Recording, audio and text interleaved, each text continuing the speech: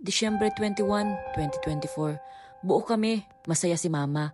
Sabi pa niya, sana laging ganito. Tawanan, kantahan, kainan, akala ko simula na ng bagong taon. Pero hindi ko alam, huling gabi na pala niya yun. January 1, pasado alas 6 ng gabi. Nagising ako para umihi. Pagdaan ko sa kusina, nakita ko si mama nakaupo, nakapikit. Akala ko natutulog lang, pero may humila sa loob ko para lumapit. At doon ko lang napansin, malamig na siya, wala nang hininga. January 2, burol. Gusto ko lang masilayan si mama. Nang sumilip ako sa kabaong, parang natutulog lang siya.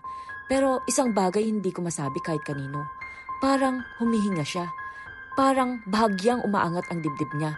Pinikit ko ang mata ko. Guni-guni ko lang, stress lang siguro.